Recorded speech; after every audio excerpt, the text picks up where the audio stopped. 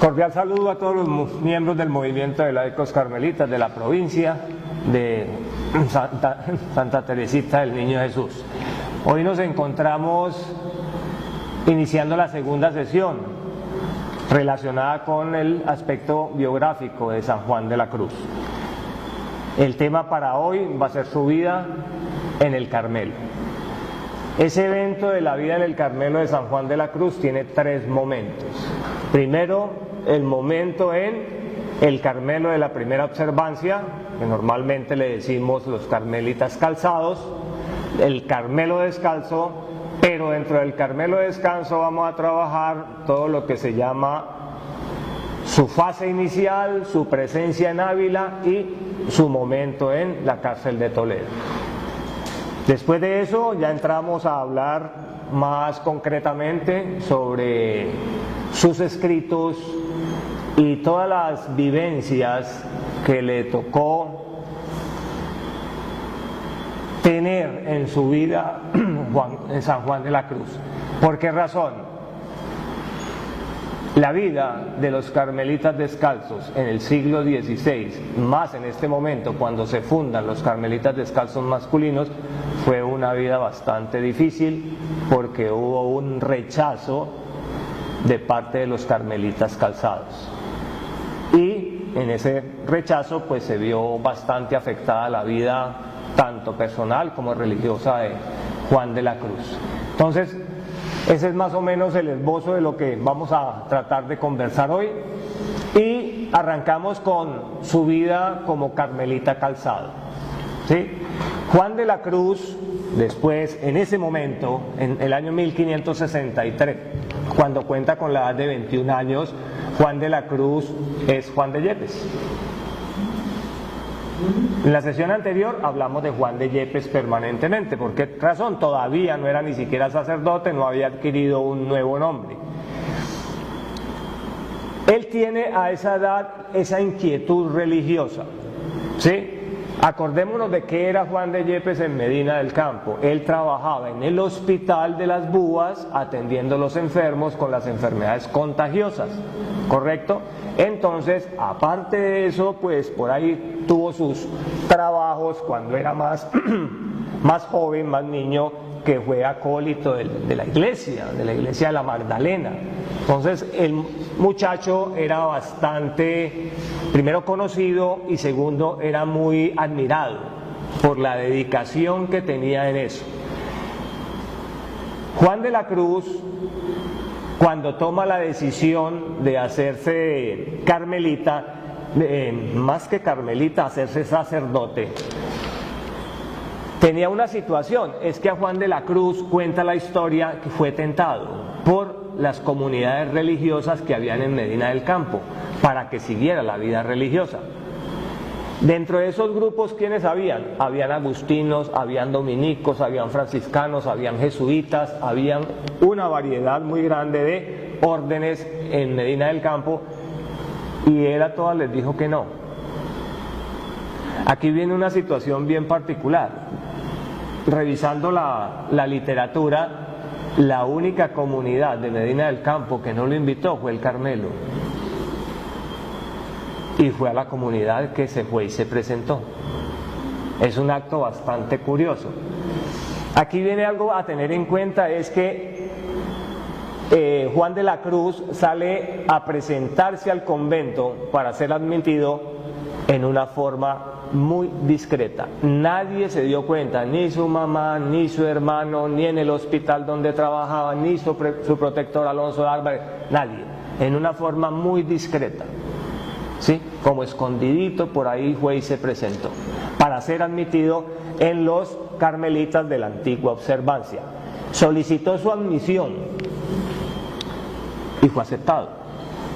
O sea, él fue aceptado para hacerse sacerdote de los carmelitas de la primera observancia. Y aquí viene algo bien curioso que plantea su hermano. Recordemos algo, el hermano fue considerado uno de los mejores testigos que hubo de la vida de Juan de la Cruz. ¿Por qué razón? Porque la vida de Juan de la Cruz fue narrada.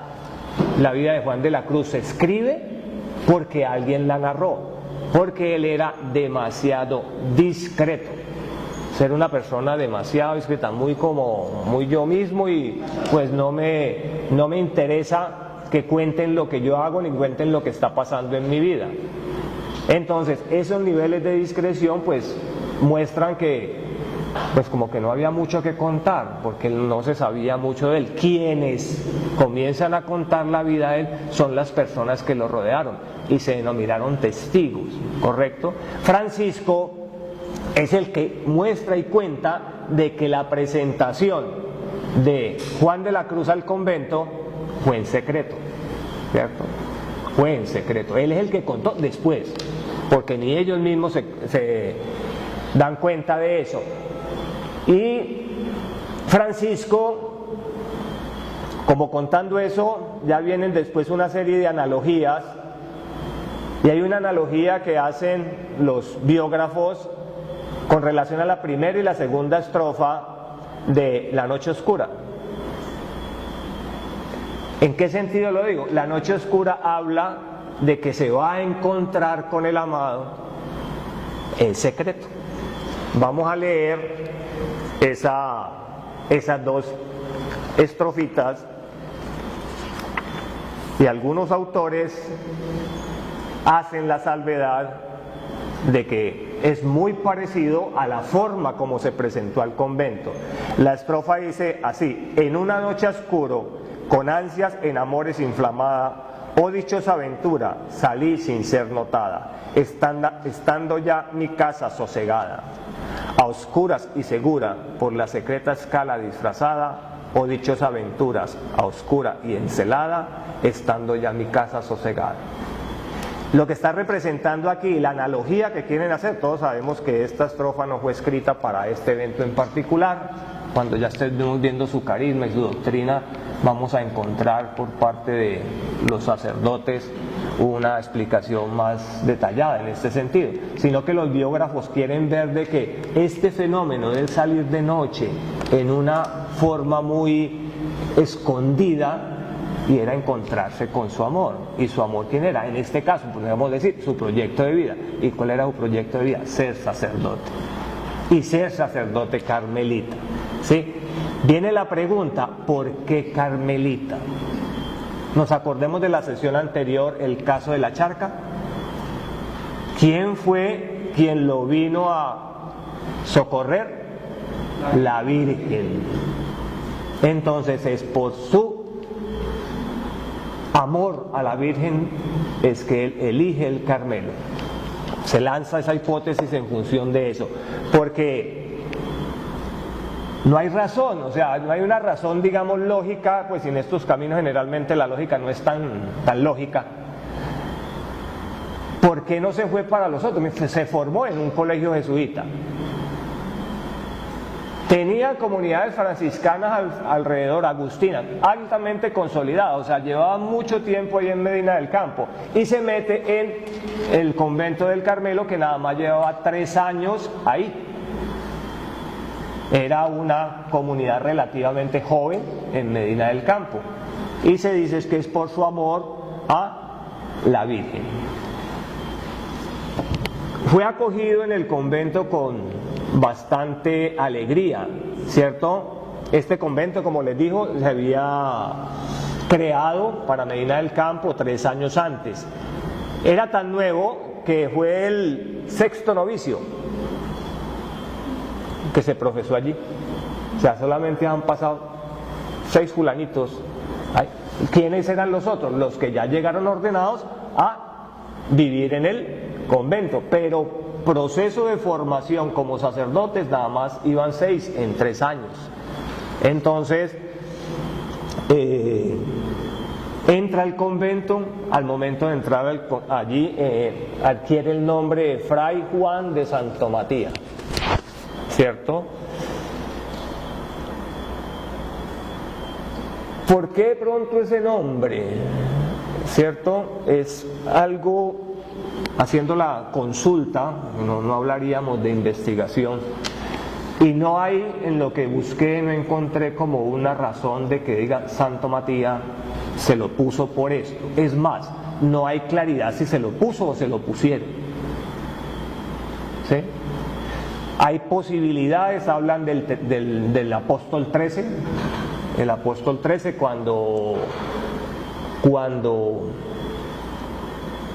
sale Judas de los 12, se suicida, entra un 13 y es San Matías, ¿cierto? Y se asume que es posible que ese nombre de Santo Matías esté dado por eso. Es una situación que no es clara en ese sentido del por qué ese nombre, ¿correcto? Hablemos un poquito de qué es esto del Carmelo. El Carmelo, ustedes saben que se remonta a la población en el Monte Carmelo en Tierra Santa, ¿cierto? ¿Por quién? Por el profeta Elías. El profeta Elías que hace el sacrificio que devastó las profecías de Baal. Esto se refleja en el libro de Reyes, en la primera de Reyes, en el capítulo 18 al 20, ¿cierto? Ahí se genera el tema relacionado con el Monte Carmelo. Pero es mucho después, en el siglo XIII, cuando se presentan los ermitaños a sentarse en los alrededores de la fuente de Elías, ¿cierto? Eso es cerca de la ciudad de Haifa. Entonces estamos hablando de que eso es aproximadamente en el siglo XIII, más o menos entre el siglo 1206 y 1214, ¿correcto?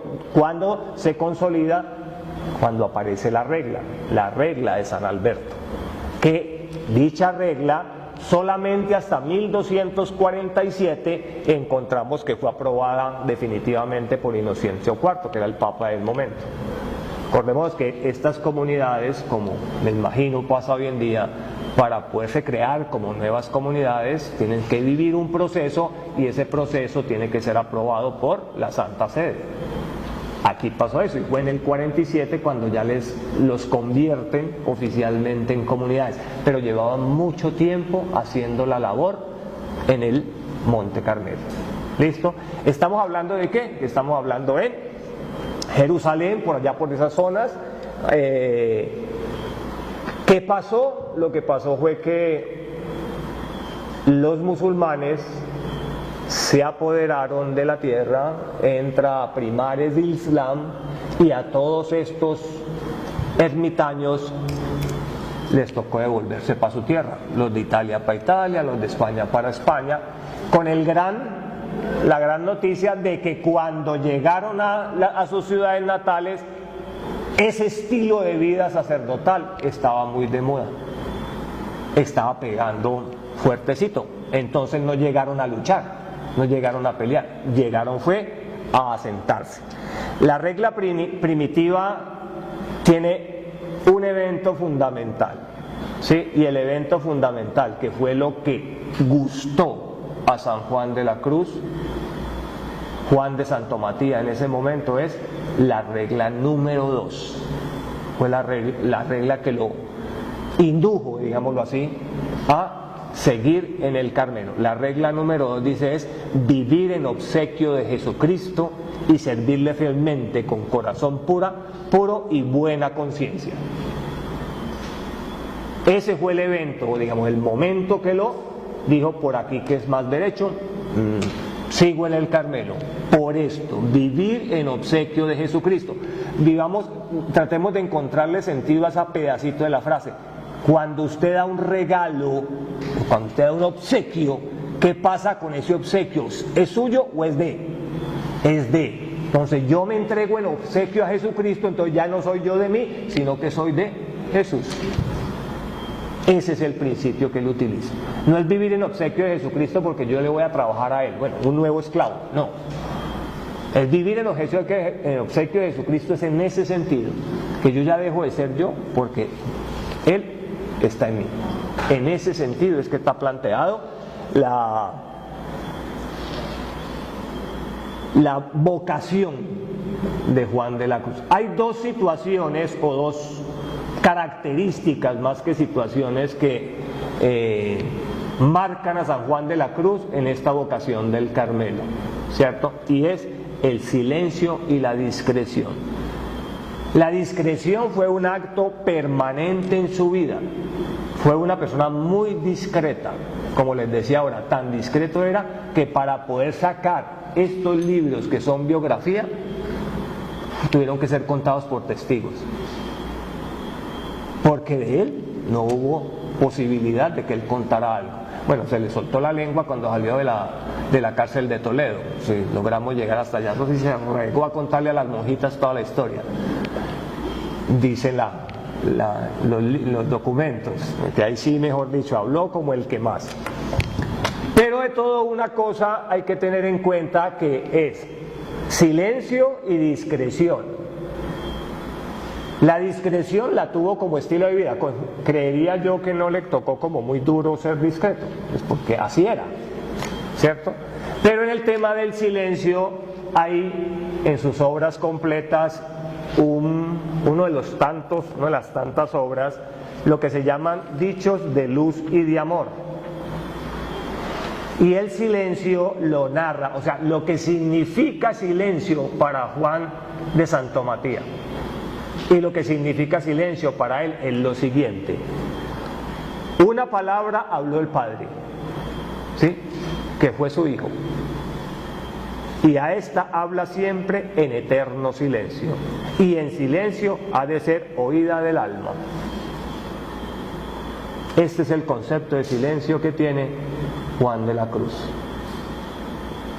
No es el silencio asociado a tener la boca cerrada, sino que es el silencio a tener el alma entregada a Dios, que Él sea el que hable.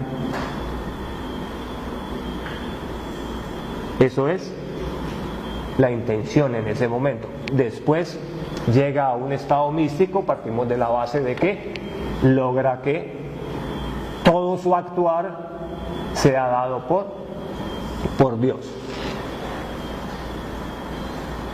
En España esta comunidad se estableció en el siglo XIII, ¿sí? En el siglo XV se divide en dos provincias, la provincia de Castilla y la provincia de Andalucía. ¿Qué pasa en el siglo XVI, que es el siglo que le corresponde a Juan de Santo Matías? El siglo XVI, en el Carmelo, en ese momentico no hay Carmelo masculino y está en proceso fundacional Carmelo femenino, ¿sí? Entonces el Carmelo de la primera observancia, como decimos, se le llama los calzados, estaba en un desorden horrible, ¿sí? ¿Qué significa que estaba en un desorden horrible? Las reglas no se estaban cumpliendo. O sea, desde el siglo XIII hasta el siglo XVI fueron 3 siglos mal contados. En esos 3 siglos mal contados se vivieron una serie de reformas, y esa serie de reformas tiraron al traste, entre comillas, no totalmente, pero sí hubo cambios radicales, la regla primitiva. Entonces ya no se vivía de acuerdo a la regla primitiva. Y el desorden era tal que llegó mi amigo Carlos V, ¿sí?, a tomar la decisión de decirle a los carmelitas de estas dos provincias: chao, cerramos este chuzo porque esto está muy desordenado. ¿Por qué traemos a colación esto en este tema de San Juan de la Cruz? Porque es que esa fue la comunidad que le tocó a vivir a San Juan de la Cruz. Eso era lo que estaba viviendo el Carmelo cuando él estaba en el siglo XVI, y con todo y todo, allá fue y se metió. Allá fue y se metió. ¿Por qué no se fue en otras que aparentemente estaban más organizadas? Porque no era su vocación, no era su carisma. La situación es que llega en el año 1531 un padre que se llama Nicolás Audet, que era el prepósito superior general de en ese momento, y da la orden de retomar la primera observancia nuevamente, con el fin de tratar de ponerle como orden a la cosa, ¿cierto? Estamos hablando de que en 1531, ¿en qué año nació Juan de la Cruz? 1542, no había nacido. Y se estaban viviendo situaciones caóticas en el Carmelo. Pero ya en el año 1567, si hacemos cuentas del 42 al 67, andaba por el orden de los 25 años, el padre Rubeo de Ravenna, nuevo general de la orden, visita las provincias de España y se percata del desorden, y estamos hablando de casi 30 años después. Y se percata del desorden. En eso entra a participar el padre Rubeo, es bastante importante en este tema, y lo vamos a hacer en una descripción muy concreta y sencilla con relación a esto. El padre San Juan o Juan de la Cruz se hace novicio en el convento de Santa Ana y se profesa, hace su profesión un año después. Entró en el 63 y se hizo profeso en el 64, ¿correcto? Pronunciando las siguientes palabras. Estas fueron las palabras que él dijo al momento de profesar su decisión sacerdotal. El suscrito hermano Juan promete obediencia, pobreza y castidad a Dios al reverendo padre Fray Bautista Rubeo de Ravenna, prepósito general de la orden de Carmelitas Descalzos, de Carmelitas de la primera observancia. Hombre, yo lo dije en español, él lo dijo en latín. Miremos por qué la situación o por qué se convierte en importante el hecho de que lo diga en latín. ¿Se acuerdan cuando estaba en el colegio? Que el latín fue su forma de hacerse más notorio porque estudió griego y le iba bien, pero el latín fue lo que lo hizo en términos de los idiomas, de las lenguas, lo hizo notar por encima de cualquier otra cosa. El lío estaba en la siguiente situación: crisis al interior del convento, crisis al interior de los conventos, y entra Juan de la Cruz, en ese momento Juan de Santo Matías, a vivir al interior del convento una vida de monastidad absoluta, o sea, una vida de prácticamente monje, vivir como se vive en los monasterios, ¿sí? Haciéndole caso a obediencia, pobreza y castidad a Dios. ¿Qué pasaba con eso? Yo me imagino, porque realmente como que no se describe mucho. Para mí el bicho raro, pues si eso ya estaba todo transformado y tenían ciertas comodidades, no eran tan contemplativos, no eran tan orantes, digámoslo así, me supongo que no todos, entonces él se convirtió en el bicho raro, ¿correcto?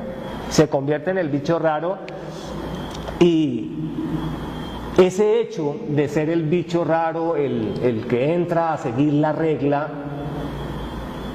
lo convierte en ejemplo. Lo convierte en ejemplo.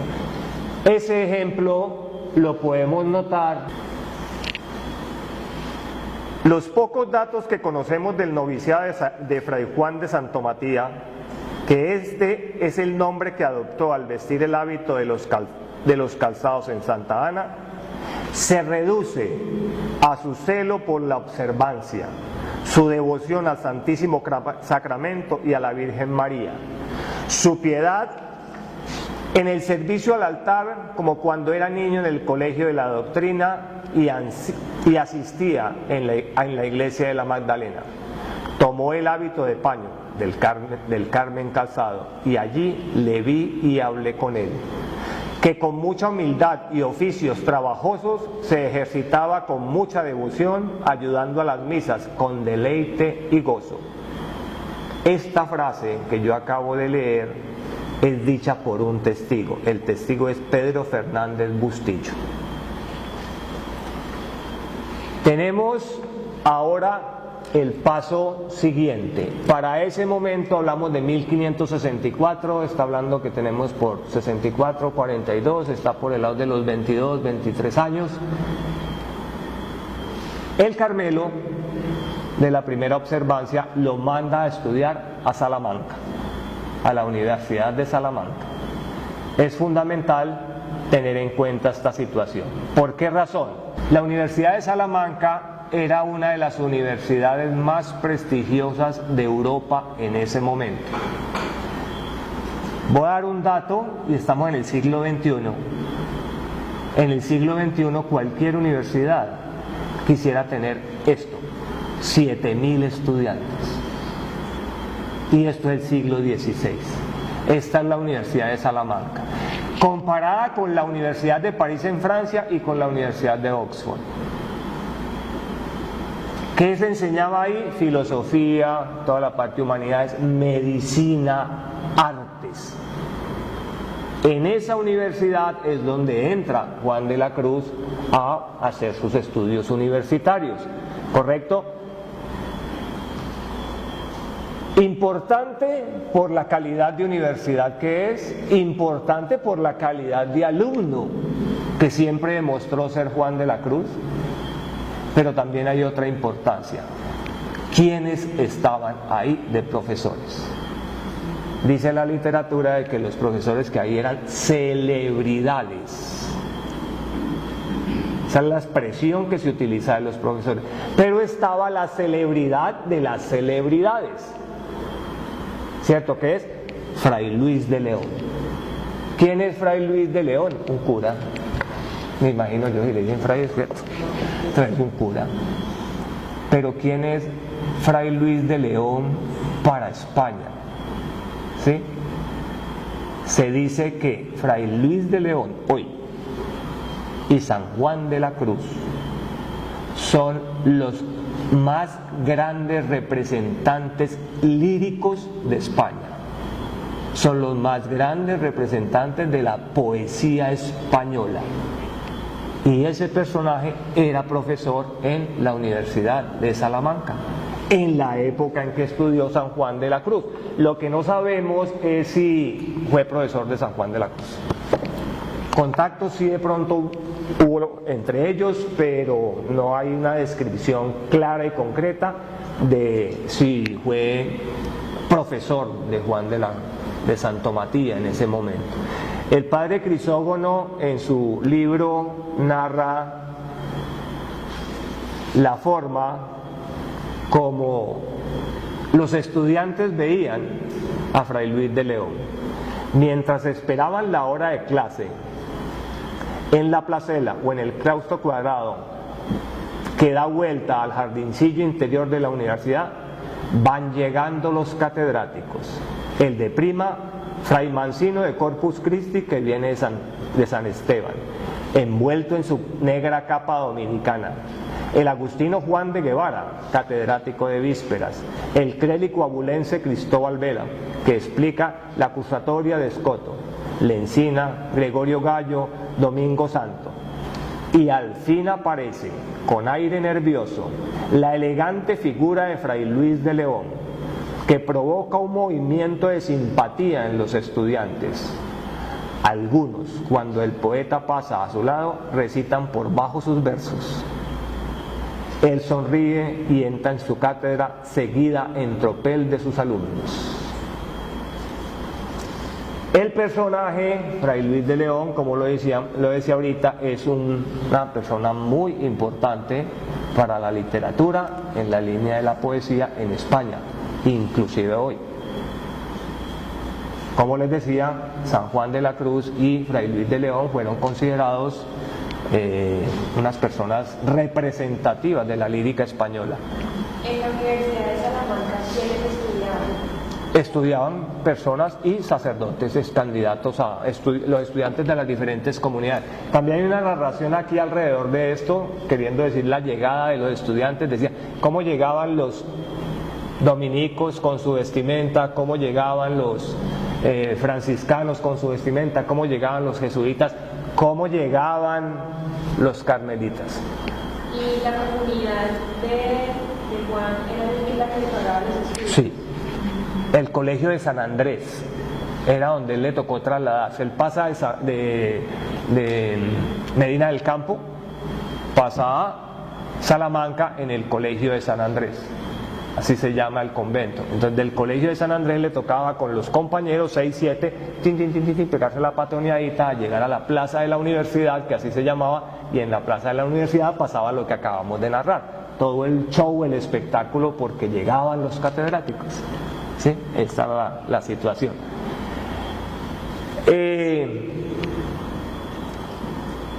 Juan de Santo Matías tenía algo bien particular, y es que era una persona muy dedicada, una persona que absorbía con conciencia lo que se le entregaba, de tal manera que se dice que su doctrina en lo relacionado a la contemplación lo adquirió en Salamanca, lo adquirió en la Universidad de Salamanca. En Salamanca, en la universidad, estando en este proceso de estudiar, Juan de la Cruz toma como hábito, que después se le volvió el libro de cabecera, las lecturas del Antiguo y del Nuevo Testamento. En Salamanca se le convierte la Biblia en el libro de cabecera. Acordémonos que Teresa de Jesús también tenía sus libros de cabecera, que entre otras cosas no era la Biblia. Y no era la Biblia no porque no pudiera, sino porque en determinado momento la Biblia estaba como vedada para las mujeres. Entonces, pues se le tocaba aprender de otros que sí le permitieron leer. Pero eso, como todos, lo poquito o mucho que hayamos leído de Teresa, para Teresa no fue problema, y en sus escritos, si uno se pone a analizarlos, la cantidad de citas relacionadas con la Biblia son infinitas, por lo tanto sí la leyó, gústele o no le guste, sí la leyó y sí la interiorizó, ¿sí? Aquí viene el primer problema, y que los carmelitas descalzos debemos de agradecer que ese problema existe, o que existió. El problema es que San Juan de la Cruz estaba como incómodo ahí con los carmelitas calzados, no le estaba gustando la cosa. Recuerden lo que les decía ahora, había como un desorden, ¿cierto? La cosa no estaba funcionando como la primera regla, como la regla primera, y resulta que él no estaba muy contento con eso.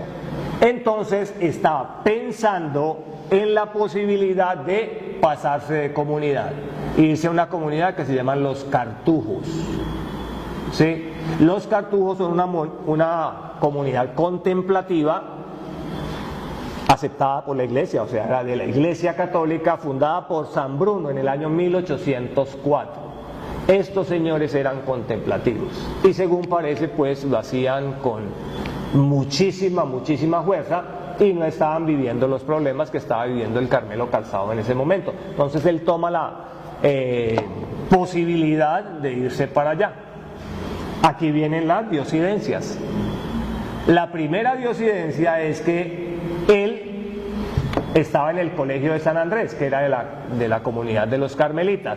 Entonces, como él era muy destacado, ¿cierto? Era una persona que seguía la regla, seguía la oración nocturna, aparte de todo era muy exigente consigo mismo, por lo tanto era exigente con sus demás. Entonces lo invitan a que sea, digamos, el profesor asistente de los formadores.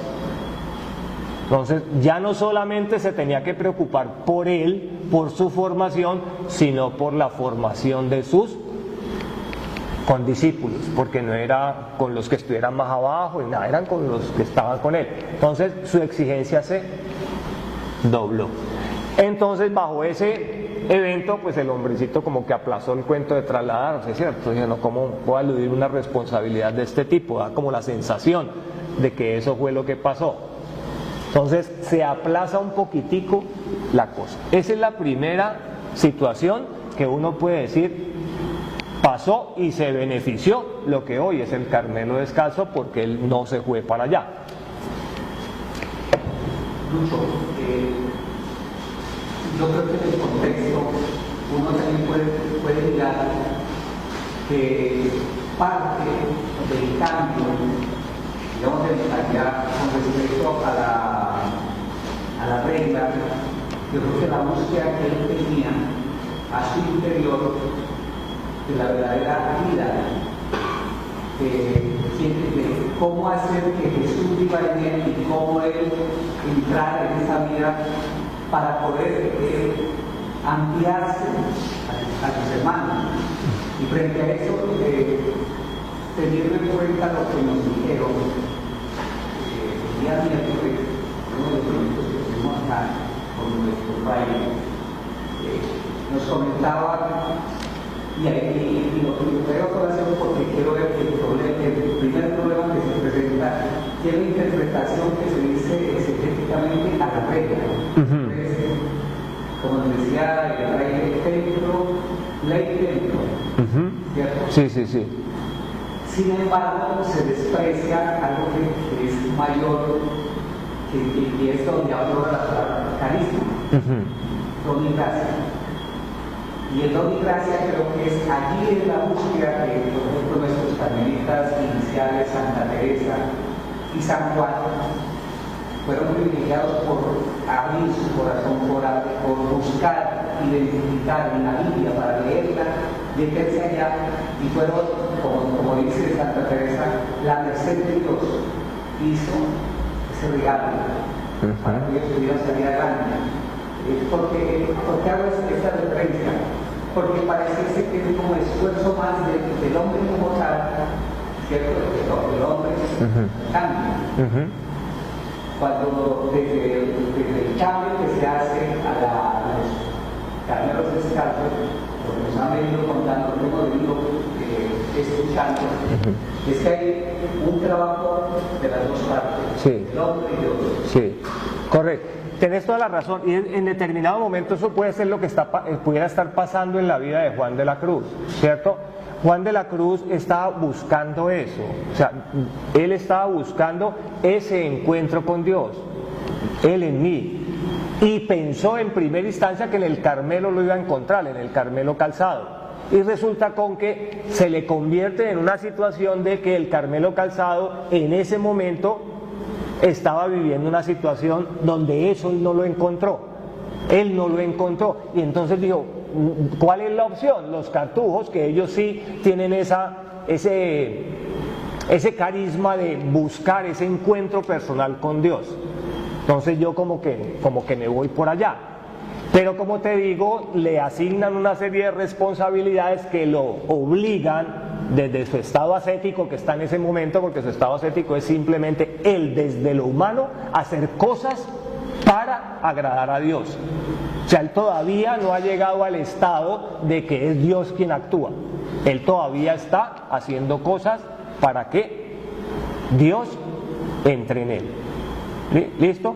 Pero ese fenómeno pues es un fenómeno de tiempo, y en ese fenómeno de tiempo tiene mucha importancia, aparte del suceso de tener trabajos adicionales dentro del Carmelo, la presencia de una persona del cual ya hablamos ahora, que es que en 1567 el padre Juan Bautista Robeo, que era el prepósito general, visitó Salamanca, visitó el colegio de San Andrés, y visitó y conoció a Juan de la Cruz. En ese momento, en la comunidad, a nivel de la provincia, Juan de la Cruz ya era suficientemente conocido por su interiorización, por su conocimiento, por su sobresalir tanto en su vida personal, académica como espiritual. O sea, era una persona. Y el Señor fue allá pues, a visitar la casa, como lo hacen todos los superiores, pero aparte de eso, para confirmar si era verdad. El superior no le cuenta nada. El general de la orden no le dice nada, sí, lo que ustedes están diciendo de este joven es cierto, no dice absolutamente nada. ¿Por qué razón? Y es las coincidencias de la vida. El padre Rubeo, después de eso, 2 meses más tarde, visita Ávila. Y en Ávila se encuentra con Teresa. En ese momento Teresa ya había fundado San José, ¿cierto? Y estaba en proceso de fundar nuevos conventos. ¿Qué pasó ahí? El padre Rubeo le dijo, claro, te autorizo a fundar nuevos conventos para mujeres. En agosto de ese mismo año, Teresa funda el segundo convento en Medina del Campo, en el sitio de residencia de la familia de Juan de la Cruz. ¿Sí? En ese momento piensa Teresa en extender con la fundación de conventos masculinos, que el padre Rubeo le permite que lo haga. Teresa, en ese momentico que está viviendo, que está pasando con ella, yo creo que le cayó por sorpresa. Yo me imagino allá entre gallos y medianoche especulando. Yo digo, Teresa pensó, no, a mí me van a poner problema. Yo, una monja, hace poquito armé un tierrero para abrir el Carmelo descalzo, ¿me van a permitir abrir conventos masculinos? Pues resulta con que sí. Le dijeron sí. hágale. Y en ese decirle sí, viene la pregunta, ¿y ahora qué hago? ¿A quién asigno para que haga el trabajo? ¿Qué hace Teresa? Pues, ¿a quién le confío esa responsabilidad? Se hizo la pregunta. Entonces, en ese momento, en Medina del Campo, está pasando algo bien particular. En Medina del Campo va Juan de la Cruz a oficiar su primera misa porque él recibe su orden sacerdotal en Salamanca. Se le llama la cantamisa. Entonces él va a Medina del Campo a oficiar su primera misa, ¿cierto? ¿En qué convento? En el convento del Carmen de Medina del Campo. En ese sentido, vamos a ver cómo este autor laico, Bernardo Cese, describe ese momento. Resulta que al tener que elegir quién iba a ser el sacerdote que la iba a acompañar en esta nueva campaña, se presenta este evento. El prior del Carmelo de Medina, el padre Antonio de Heredia, atraído por las ideas de la reforma, se propuso emprenderla.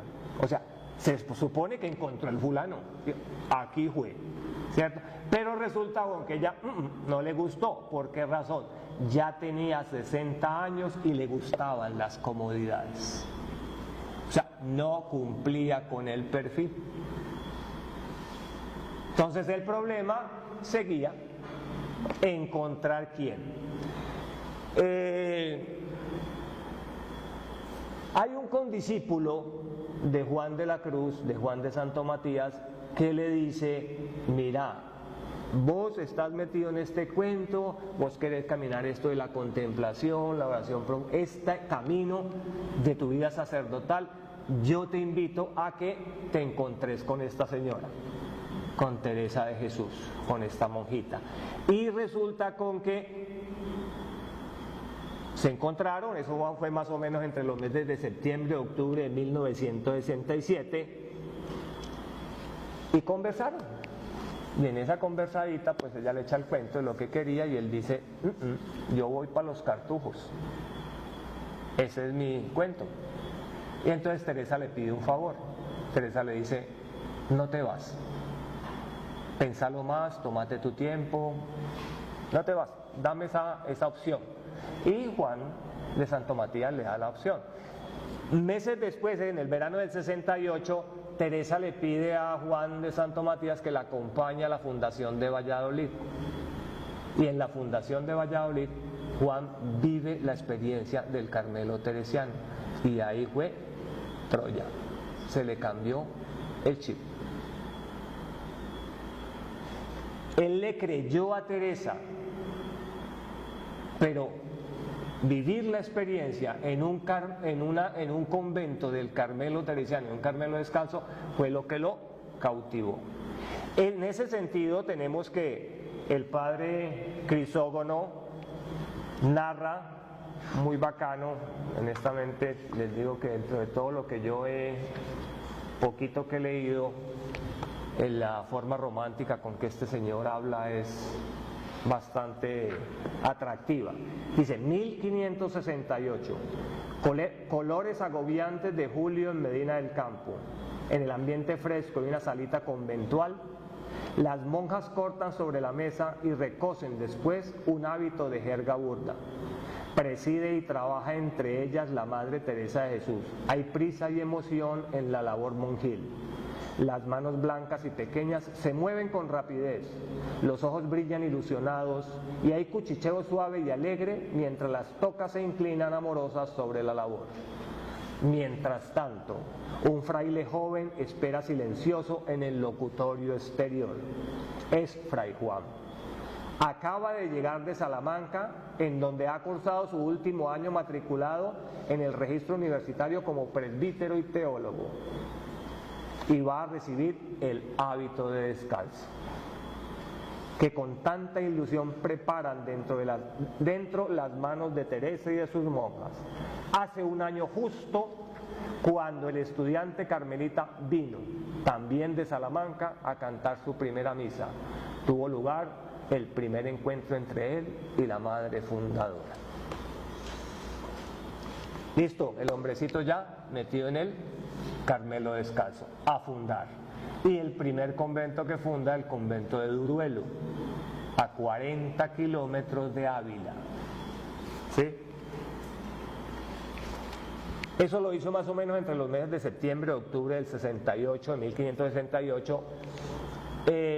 Teresa tenía una fama y tenía un seudónimo muy común y que hoy en día todavía se le dice, la andariega, ¿cierto? Si Teresa era andariega, pues este más lejos, quítate que ahí voy. Mire, se fue, estamos hablando de 1500 y algo, o sea, siglo XVI, se fue a pie. Y esa era su forma de hacerlo.